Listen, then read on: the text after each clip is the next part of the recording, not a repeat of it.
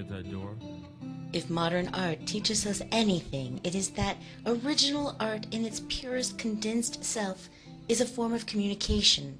Julian Schnabel, Academy Award-winning director and world-renowned neo-expressionist artist, tells us stories with groundbreaking clarity, and his latest major Hollywood film release, Miral, is no exception.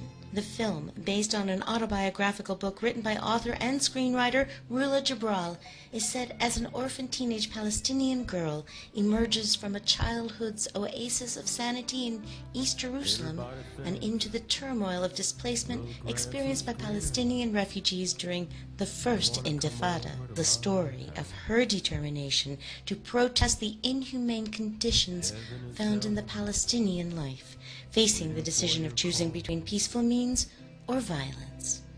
And now, my interview with ex-Texan Julian Schnabel. I'm not gonna stretch my neck. First, let's talk about the film. What attracted you to this story?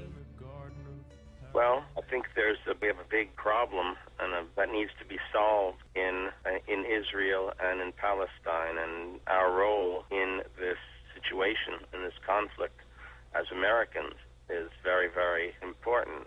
And certainly as Jewish American, me as a Jewish American, whose mother was the president of Hadassah in Brooklyn in 1948. I mean, she was the first president of Hadassah in Brooklyn, and I didn't really think too much about being Jewish or about what my mother wanted me to do as I grew up and as I became an artist. But that being said, she had always wanted me to go to Israel, and I think she worked very hard to establish a place where there would be a Jewish homeland. And I think that's a wonderful thing, but I don't think it should exist at the expense of... There was a man named Judah Magnus who built the Hebrew University in Jerusalem, and he said in 1936, I don't want to accept justice for the Jews based on injustice for the Arabs. So there's another way to do this, which is where we consider everybody as human beings.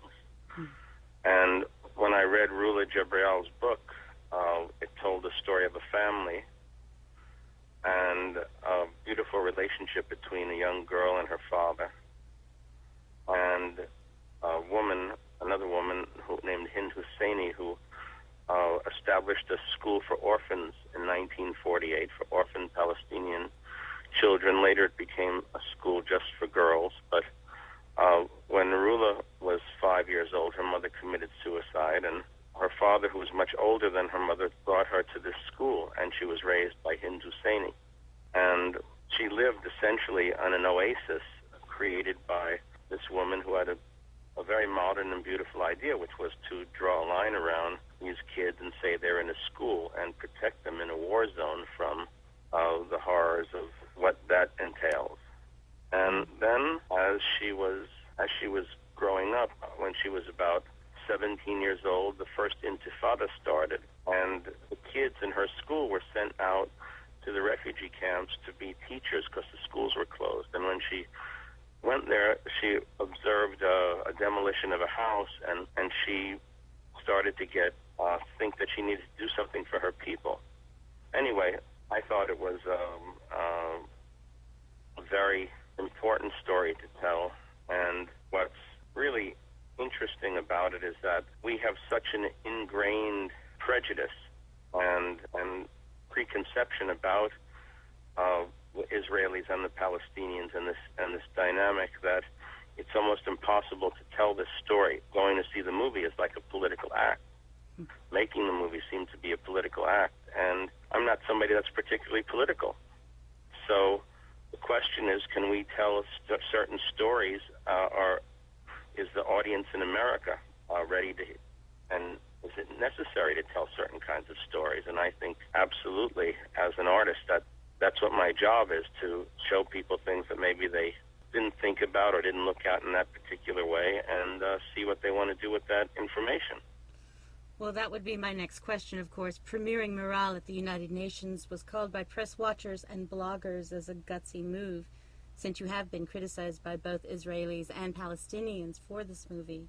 Are you actually surprised at the level of controversy, And has it drawn you at all into the political issues? Well, first of all, I don't really feel like I've been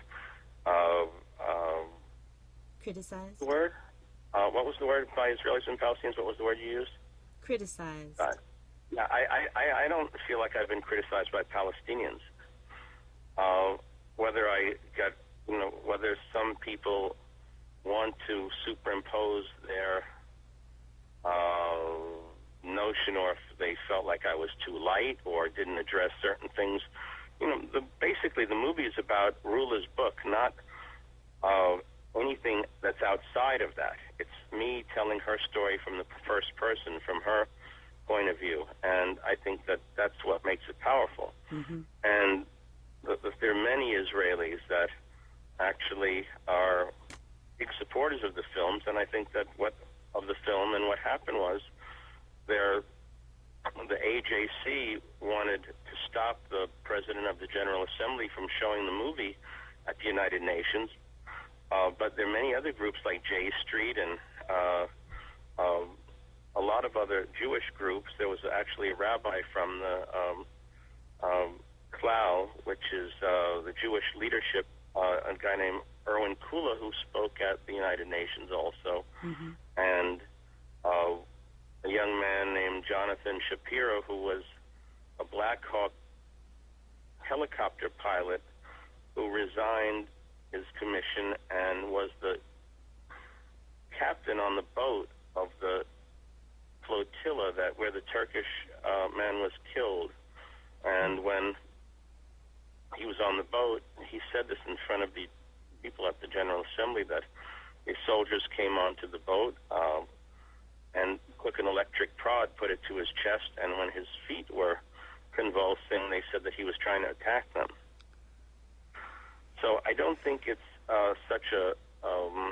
I think there's a lot of people, and this is not the beginning of... I'm not the first Jewish person to criticize the Israeli government. But that being said, that doesn't mean that... when you live in the United States, if you criticize the government, it means that you're a good American who's interested and believes that there can be progress. So, unfortunately, when somebody criticizes the policies of the Israeli government, you're seen as anti-Israeli, or somebody will say that you're anti-Semitic, which is absolutely... first of all, they're two different things, and neither one of those things is true. Mm-hmm. But if you look at a man like Abraham Borg, who was the 13th president of the Knesset, who stepped down, he has got some very, very important ideas and messages for people, and there's a way where we can all coexist, and the movie ultimately is about peace. Mm-hmm. So I've actually had a great response to the film. I knew it was going to be controversial because I thought that, and that's why the movie needed to be made. Mm-hmm. But there's been a beautiful response from lots of filmmakers and actors and people. The critics have been pretty mediocre, and that's very interesting to me. Why? Because it means that there's a kind of predictability and brainwashing that has gone on about this particular topic, and it has colored almost unanimously the responses of the critics. And on the other hand, I'll have letters or phone calls or comments from different actors and directors and people on the street, and people love the movie. Mm-hmm. So I've gone to movie theaters that are packed and said to them, "How come you're here? We got a mediocre review from A.O. Scott." And they'll say, "Well, we wanted to see your movie, and we wanted to see what you were doing." Like you just said to me, I said, "Why do you want to talk to me?" I mean, you said in Houston they figured they would be interested in something that I would do. Well, I think that the fact that I guess I would be involved in telling the story is part of what makes people so crazy. Of course, one of the current campaigns to bring attention to the Palestinian-Israeli conflict is the Boycott, Divestment, and Sanctions, or BDS movement. They're currently attempting to bring attention and end what they call the media collaboration designed to boost Israel's image on the international stage. Do you feel that there has been, do you feel that that in fact is true, that there is a media sort of secret oath or something to keep anything that boosts the Palestinian image down? Well, I think that people have wanted to forget about the Palestinians. I think I could have told a story about an Afghani family, a family from Colombia, or a family from the Sudan or anywhere else, and I don't think one would have the same response. Mm-hmm. I think it's a taboo to talk about Palestinian people. And do I think, I mean, if you think of what happened on the flotilla, and it was in the news for a couple of minutes and then it disappeared, I mean, it was outrageous what happened there. It was outrageous. I mean, this man was killed. Those people were not armed that were on that boat. And the whole event sort of disappeared and they actually alluded to the fact that the people were violent or were armed that were on the boat, and I think that is a lie and a disgrace. And we cannot I just feel like we cannot behave like brutes ultimately, and we cannot support that. And so, yeah, I mean, the thing is that what we're really talking about is politics now rather than the film. We'll be right back after these words with your Open Journal staff, Laura Slavin. Don't go away.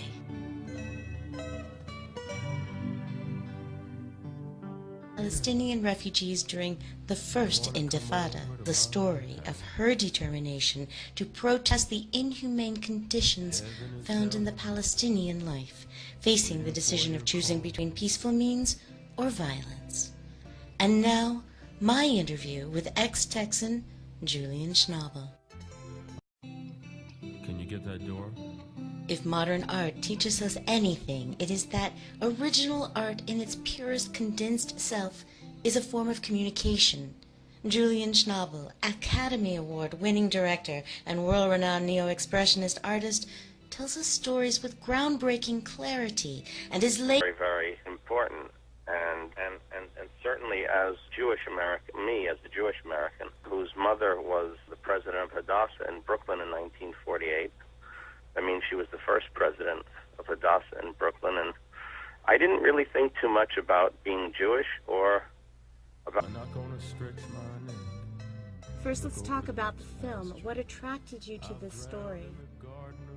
Well, I think we have a big problem, and that needs to be solved in Israel and in Palestine, and our role in this situation, in this conflict, as Americans is very... The latest major Hollywood film release, Miral, is no exception. The film, based on an autobiographical book written by author and screenwriter Rula Jabral, is set as an orphan teenage Palestinian girl emerges from a childhood's oasis of sanity in East Jerusalem and into the turmoil of displacement experienced by